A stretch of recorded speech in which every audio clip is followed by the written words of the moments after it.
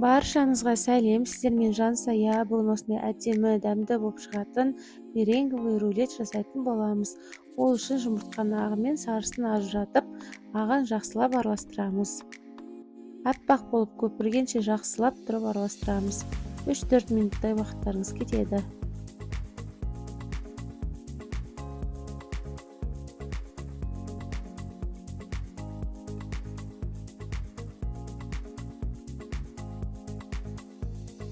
Жақсылап араластырып болған соң қантты жартыдан салып араластырып аламыз.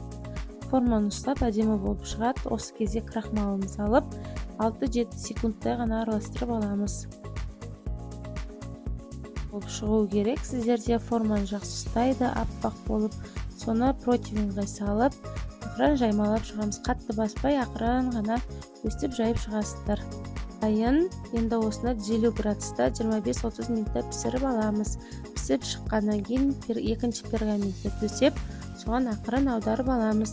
Енді кремін жасайтын боламыз. Креміне менде сливки өстіп ыдысқа құйып, жақсылап араластырамыз. Неге әп-әдемі болып араласты, формасын ұстап тұр. Енді творожный сыр қостым. Творожный сырды да жақсылап араластырып алдым. Ең соңынан сахарный пудра қосып, оны да араластырып аламыз. Креміміз дайын болды. Мінекей ешқайсысы ақпайды, әп-әдемі формасын ұстап тұрады.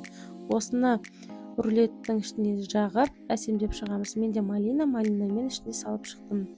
Енді орайтын боламыз. Ораған кезде пергаментін ұстап орайсыздар, өйткені меренговый рулет болғандықтан үгітіліп тұрады. Сол үшін пергаментпен орасаңыздар ыңғайлы болады.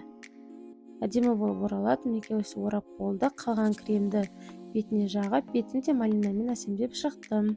Мінекей рулетіміз дайын. Дайын болған рулетті холодильникке 1-2 сағатқа ұстап қойсаңыздар болады. Крем сіңіп, одан әрі дәмі жақсарады. Қарап тұрсаңыздар өте жұмсақ, нәзік, дәмі деген тіл үйіреді. Менің отбасыма қатты ұнады, қыздарыма да ұнады.